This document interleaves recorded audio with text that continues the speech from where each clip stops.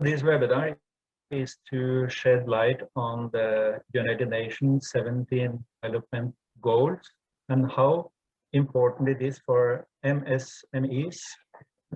We add the M because most of the MSMEs are micro, and how they can get involved in these goals for both their own interest and, of course, for the interest of the planet.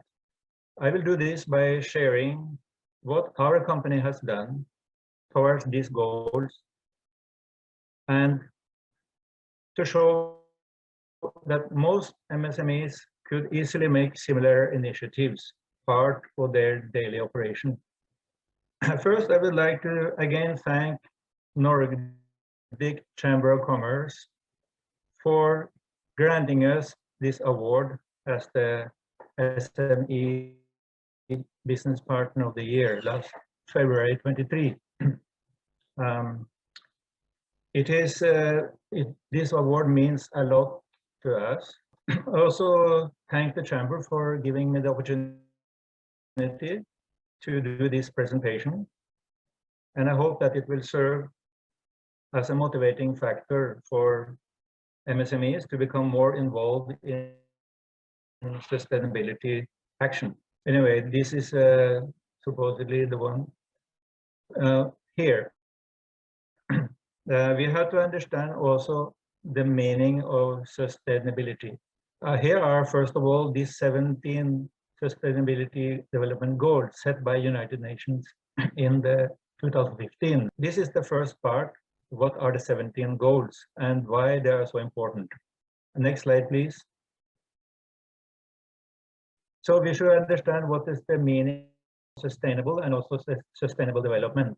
So as you see, the first definition came by the Brundtland Commission in 1987, where it says development that meets the needs of the, and also in 2010, the Academic Advisory Committee for the Office of Sustainability in the University of Alberta put together definition of sustainability, meaning it is the process of living within the limits of available physical, natural, and social resources in ways that allow the living systems in which humans are embedded to thrive perpetually.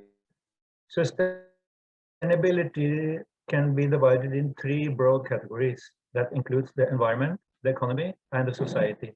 And these 17 goals of United Nations can fit within these three spheres. Next slide, please. You can see how they fit in. So the environmental sustainability dash climate, and it has to do with climate and ecology.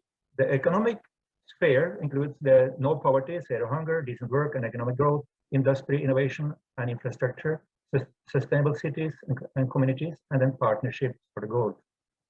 The third one, so social sustainability, is basically about justice, good health and well-being, quality education, gender equality, reduce inequalities, and peace, justice, and strong institutions. The background for why this happened was, of course, that our planet is facing massive sustainability challenges in these three spheres: environment, economy, and social. So combat these goals were set in 2015 by United Nations General Assembly, and we have 9 years more to fulfill those. So I will go quickly through those sustainability goals, and then we will take a look at what we have done towards those goals.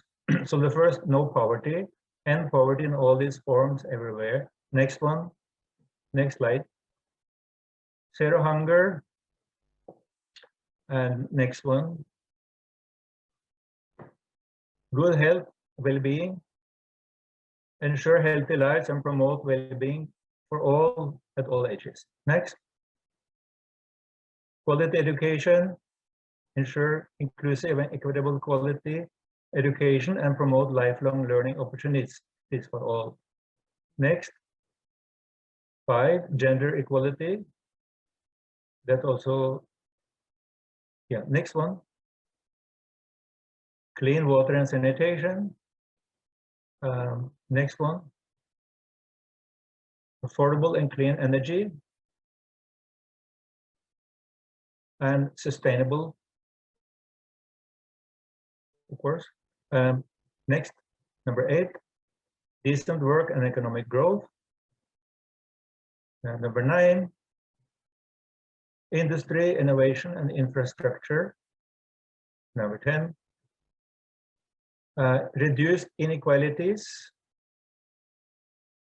Next slide. 11 is sustainable cities and communities. 12, responsible consumption and production. Number 13, climate action. And number 14, life below water. I would say life in water. Number 15, life on land. Number 16, and the last 17 is to strengthen the means of implementation and revitalize the global partnership. So here we have the 17 goals. Next slide. So this is the call by United Nations, again, that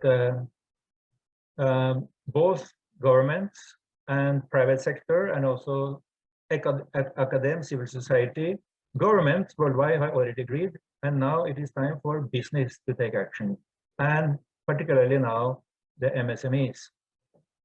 Next slide. So why is the role of the MSMEs so significant? We might think that they are so small, and what can they do? What all these governments and big companies can't. So here we have to look at some statistics to understand why the MSMEs can have a big impact. Next slide. As you see, 99.5% of all businesses are MSMEs, and out of them, most of them are micro enterprises. So the MSMEs, they are giving employment to 62.4% of the total. That's not a joke. So imagine how many people are involved in that. Next slide.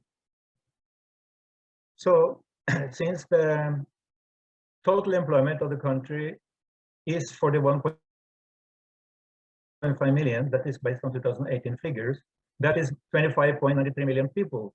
And then if you have the same proportion in terms of the population, which is 109 plus million, the workforce supports the livelihood of towards 68 million people, means 62.4% of the population.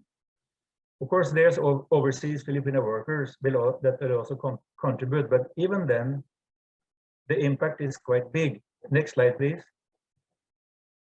So at least you can say that the MSMEs are affecting the lives. So you can imagine how much impact our MSMEs can have towards sustainable development. Next slide. So now we are going to take a look at our company to see what we have been able to do towards these goals. Next slide. First of all, just introducing our company. We are a manufacturer and exporter focusing on organic or naturally produced, naturally grown food products, and also wellness products. So the company is dedicated to produce those products that are good for health and promote a healthy lifestyle. They include 10 variants of instant herbal teas, coconut products, including coconut oil, cocoa sugar. We also produce energy bars or meal replacement bars, which is healthy snack bars. And lastly, we are producing 15 different body care products.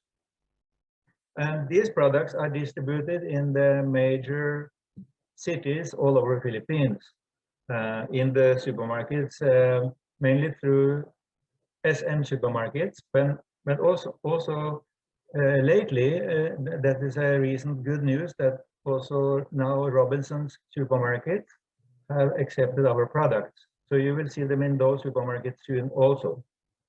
Einar's Natural Food Export advocates green manufacturing practices, and it supports the local community through income, through employment to marginalized people who otherwise would have a hard time finding the jobs.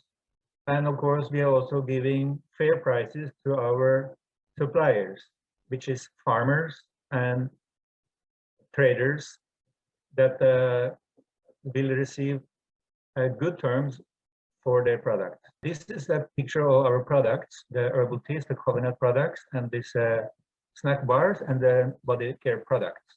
We are giving employment to these 18 families with little or no education and without childcare facilities. We allow them to bring the children sometimes to work as per need for them to stay.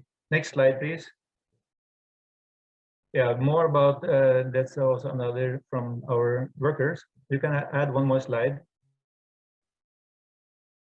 We can stay safely in our compound. No poverty, the first goal of the sustainability goals is no poverty. We are supporting 18 marginalized families. They have maybe little or no education. They would have a hard time finding jobs elsewhere.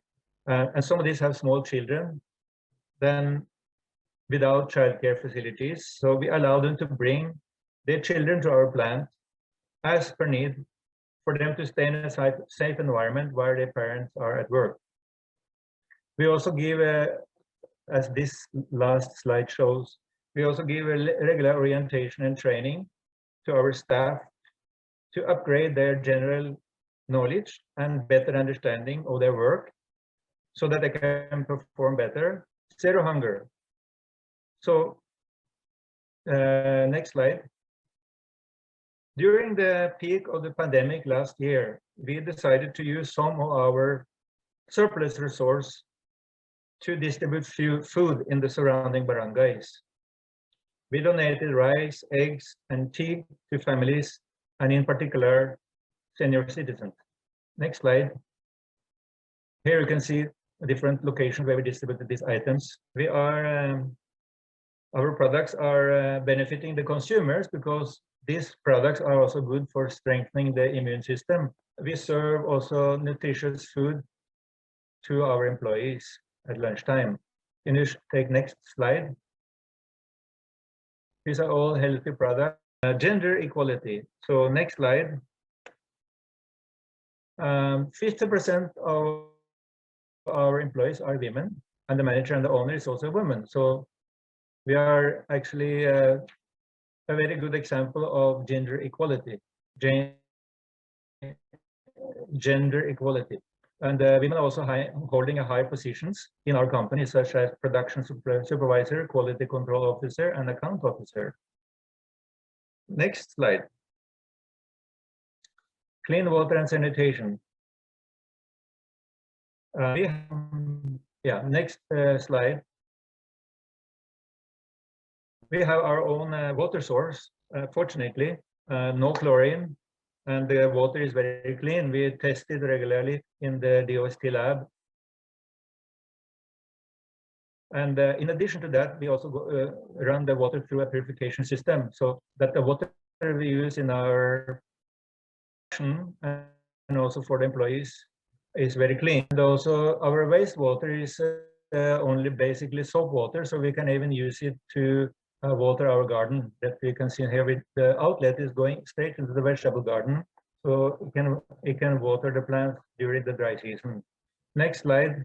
And in terms of sanitation, here DOST, they have also helped us to monitor contamination levels in our facility as all surfaces and provide food tech advice. So that our next slide, we pay the fair salaries to our employees, and we give all the social benefits like SSS, PhilHealth, Pagibir. And in addition to that, setup and this pot is almost an emergency need, and they also earn from this. When they put money in this pot, they earn some interest, so that if they do not use it, they also can have an extra income from this lending application. It is the company doesn't take anything from this initiative. So that has helped them to fix their houses, buy appliances, cover medical expenses to their kids, and so on. Next slide. I mean, we of course we have no discrimination in our factory. We have no child labor, no corruption, no forced overtime, and our management is following strict moral principles. So this is very important for us. The ethics as in our operation is very important. Next slide, please. Life on land. So this is actually a little bit special for our company because in terms of the diet, our management and part of our management, they are vegetarians. Next slide, please. Yeah, I mean, we promote more plant-based food, as I said, and this is also this is also applied in what we serve our employees. So the reason for this, what does this have to do with the climate? Of course, it has to do with that plant-based food can grow much more volume on the same land area compared to meat production. Let's see next slide. For example, there is a deforestation here. I don't know if it is from the Philippines, where they are cutting down the wood in favor of grazeland for animal farming. Next slide. Next slide. So if they have been growing the food for plant food, no, not so fast. They would have been able to produce 10 times more food for that. The other aspect of this regarding the ecological part of this is that animal farming or animal production, meat production produces a lot of methane gas, and that is a very significant greenhouse gas.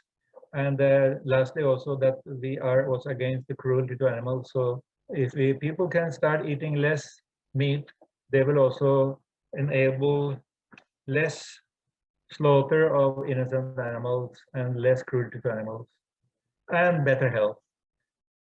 Next slide. So this is actually rounding up the areas in which we did something towards these sustainability goals. And then next one is how we all can be more involved. And for those who are not so much aware of these goals, how can they start a little? Let's look at this. Next slide. So there is actually a compass, which is, I will give the link later for how we can go about to start our sustainable development strategy. We start with studying the goals and in details so that we can understand what they really are about. And then next one will be to define the priorities. What is the priorities in our company? So can those priorities include some of these goals? And then next is to determine those goals. And the number 4 is to integrate those in our operation, in our daily operation. And then the last one is about reporting and communication. And I would also say maybe networking. So this is the overview of the strategy. Next slide. So this is just to go through those 5 steps of strategy. So the first one is you have to be familiarized with all these goals. Number 2, next slide.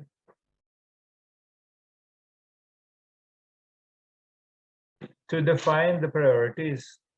So we have to find out what are the opportunities that can be presented by these sustainability goals. And what are the risks, and one has to see the positive and negative sides of this and the potential impact across their value chain. Number 3, setting the goals. Of course, that's critical to the business success to set the goals and aligning them with those sustainability goals. Okay, next one. It is not that one has to do something totally different in order to fulfill some of this. We also demonstrated with our company, we are doing our business. We are not sidetracking any activities in order to fulfill those goals. They are definitely an integral part of our operations. And that is why this is so important that to know that MSMEs don't have to do an operation or to spend some extra time in activities that will not be benefiting them. Next one. And then the report. It is important also to measure the performance because these goals that we are trying to fulfill, they should also be monitored and see how far we are going in a particular year. So that's also the last one. And it also partially has to do with the networking, that the MSMEs can also communicate with each other and to other organizations. Next slide.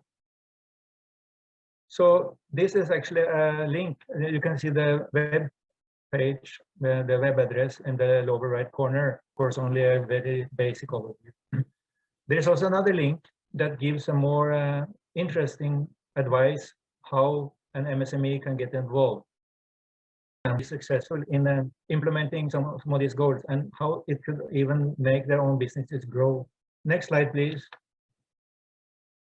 And so, of course, this is maybe what most people would like to have clear. What is the benefit of doing this after all? So what's the return on investment? Next slide. So this will definitely be the sales increase, and the cost saving will be one benefit.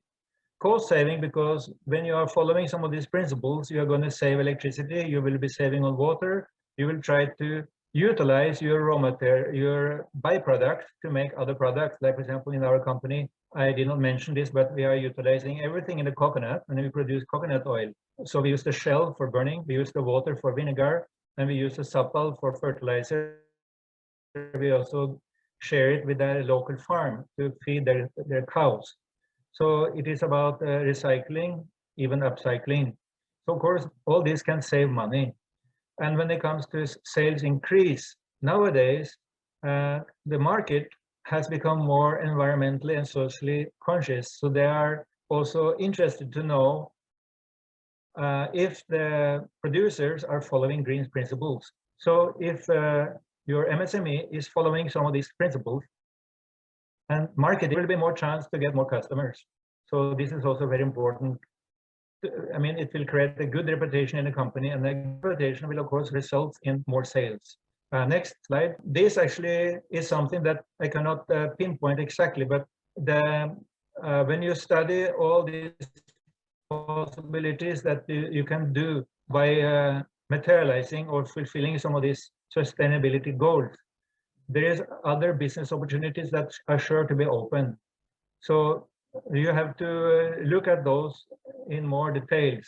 There will be maybe that you could invent or innovate new products, or you could even add services instead of just producing. Suppose you could start using some of your skills or your workforce to offer services in addition to something that you produce. This pandemic even itself has also forced people to innovate more. And the same way, when you are becoming more aware of these sustainability development goals, our mind will be sort of open up to see more possibilities. I'm sure that something good will happen that can grow the business to different activities that you did not think of before. Next slide. So the last and doing this is a long-term investment, but the cost of this investment is much less than the cost of fixing it when once damage done. So definitely it is a very important investment. And I think we have come to an end to our presentation. Next, so yeah, that's the end result.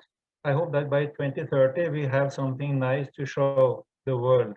And as I said, Philippines has, with all the millions of people involved in MSMEs, we should be able to do something concrete, have a big impact on in this country. So that's all. Next slide, and that's only to say thank you very much for listening to me, and then you may have some questions if the internet will be allowing. Thank you so much, Bjorn. This was very nice to take you on this, take us all on this journey that you've been through with Einar's natural food export, and really a pity that the connection was not better from Iloilo, because whenever it was clear, I think it was super interesting. Unfortunately, there was some time where it was not so clear. Let's do some Q&A first. I mean, I do have a few questions, and I encourage everybody to type in their questions, or turn on their video, turn on their audio. Don't need the video if you don't feel comfortable about it, and ask some questions. I'm sure Bjorn will do his utmost to help by answering. Bjorn, so I mean, you and your company are basically covering all the 17 SDGs, right? I mean, it's very impressive. Not really. I think you have some thoughts on all of it, and it's some way more or less incorporated in what you do, and that's very impressive, I think. If you were to give an advice to other MSMEs, would you go for like try to clarify? Would you go for all, or would you focus on a few? And if it was a few, what kind of SDG would you first focus on? So actually, some of the SDGs are, I think it is just like a compulsory. You would probably do it already. Like, for example, the decent work. I mean, it should be an obvious thing that we should give decent employment, and with the decent working conditions and decent salaries for the people. That's at least one, sure. That is like the first point, no poverty. Mm-hmm. Then health and wellness would be, of course, if you can take care of your employees' health, that's already a good thing.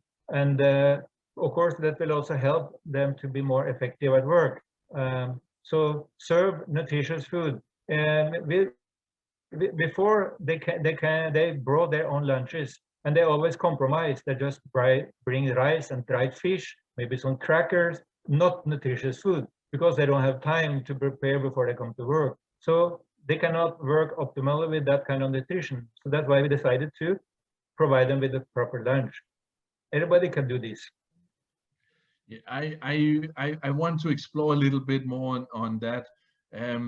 So I've only been in the Philippines now for 3 years plus, but been coming here for a longer period of time, and I don't know many Filipinos who can do without the rice.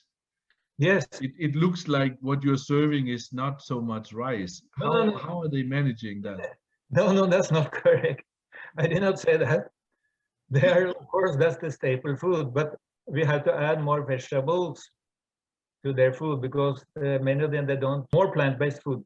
So we serve them the vegetable part, and of course we serve the rice, and we serve fish, and maybe less baboy, maybe less unhealthy fats, and then more on fish and other seafoods.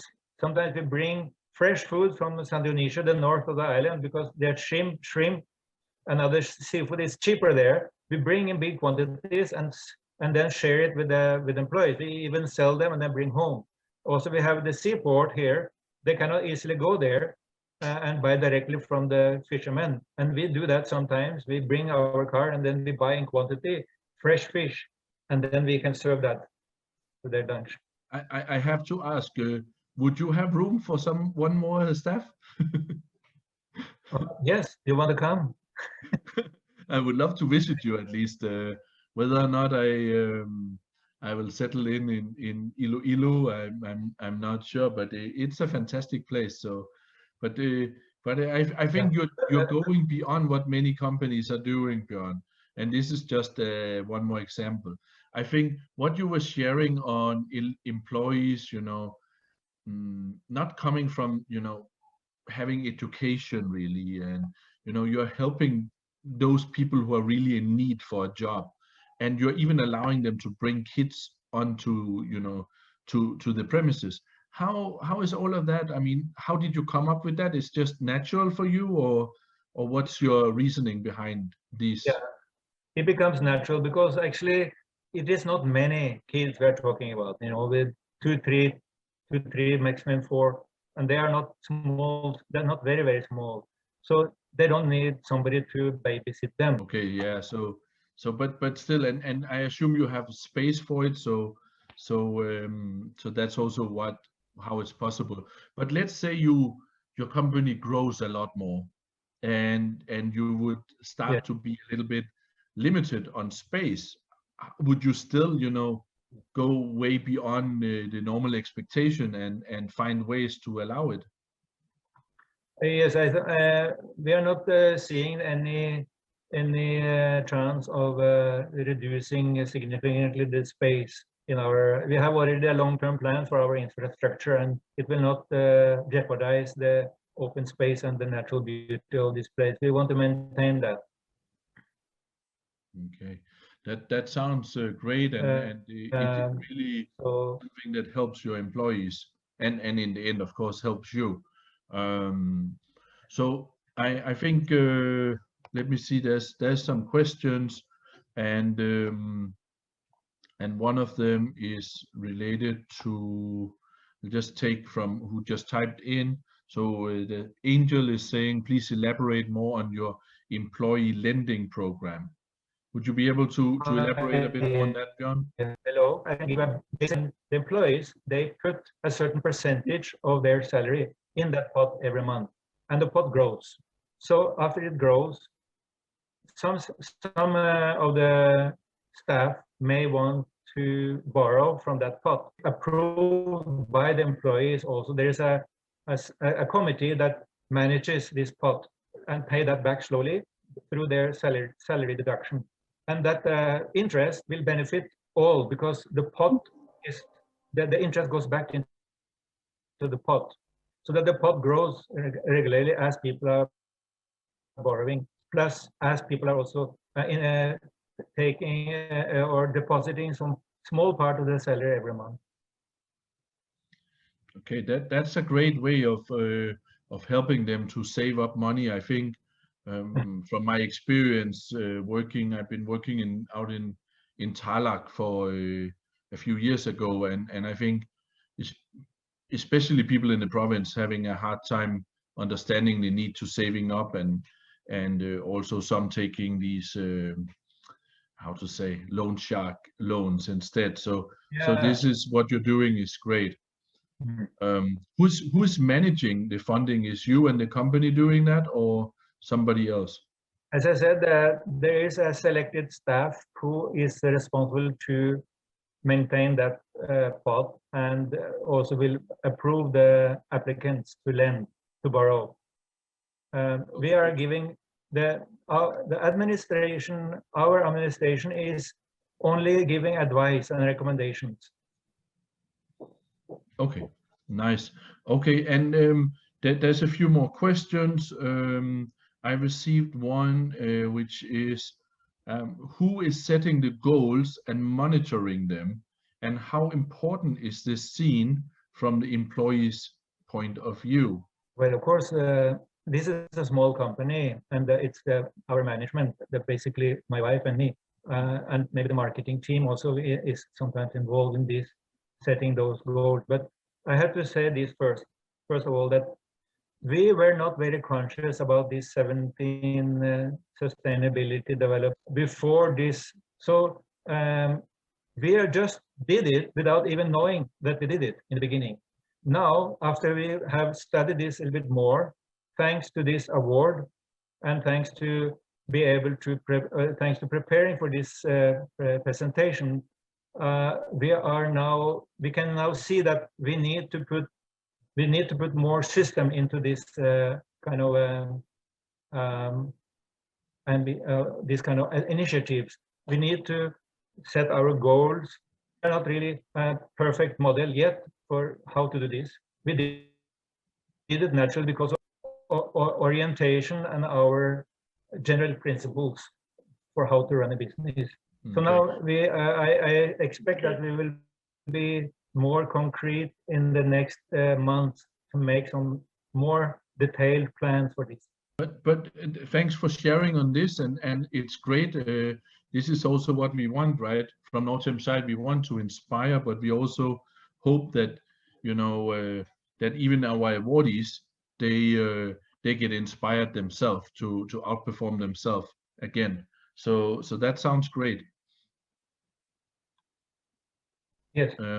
Bjorn, so I mean, you haven't actively used the SDGs to get new employees and to retain employees, but can you share a little bit about still the benefits for your company? I mean, is it easy to get staff? Is it easy to keep your staff? Well, actually, HR is the biggest challenge. And I think that's not only for us, I think for most of the companies. I don't know about other countries, but here we have been struggling to maintain a stable workforce. I mean, over the years, we have been able to, it's like we are, how to say, the good ones stay, but those not so good, they just disappear. And then slowly, we are sitting back with a more qualified team. Some have been working for 10 years, some 5 years, 6 years, like that, and they are very solid. But there are also another kind of, there are other employees that can be maybe only a few months, few years max, and they disappear.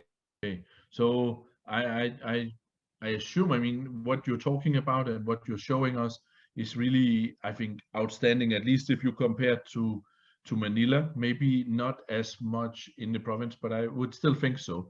So maybe it's also about showcasing those things even more, doing something with the LDUs. Do you have any plans of, you know, inspiring the local community? As I said, our plans are just about to start now, our real plans. And we feel very motivated now to do much more. Just like when we have a compass, this compass is also new to us. But by studying that and also the other available material that I also gave the links to, it will be much more. It will be easier for us to plan much more, but I cannot say much about our concrete plans yet. It is also a matter of the financial capacity, because, for example, we would like to install solar panels so that we can also fulfill that part of the goal, the clean energy, but we have to save up for that. So that's definitely one of the items they want to materialize. It sounds fantastic, Bjorn. I'm really happy to hear about all of these extra plans you have as well. I'm quite confident we will see you again at the awards night in the future. or before? There's a specific question here, and I think you elaborated a little bit on it already, but maybe some more. So what made you decide to take this admirable path? Well, I think I have to give a little bit of our background. Both my wife and I, we have this background of health buff. We are a little bit alternative life. We live a little bit alternative lifestyle. We are vegetarians. We practice yoga. We meditate, and we also are strict in our ethic principles since many years. So we are establishing those principles, and the business is a reflection of those principles. Yeah. Yeah. Okay. So that means that yeah, it's really in your core. The core of you is having these things, and you're just happy to be able to expand on it and influence others on it. So that's great. Yeah, it's like Very good. We are promoting health through business and education. When things get more normal, meaning not so influenced by COVID and the restrictions, I think it would be great to be able to visit you. Maybe I think it could be an interesting trip, not just for me, but maybe also for some of our members, to see how things can be done. We can discuss more about that at a later point of time when things ease up. Yeah, if anybody will visit here, we don't have to worry about internet connection at least. Yeah, that's true. That technical problem here. Yeah, that's what it is, and I think we are still managing to get a good talk about it and get some good insights from you. Bjorn, I received one more question, and I mean, you are mainly an export company, right? So how important do you think SDG is for doing business in the Philippines versus if you're exporting, for instance, to the Nordics? Yeah. Okay. Well, actually, we are not more exporter than domestic. Our domestic sales are even more than our export right now.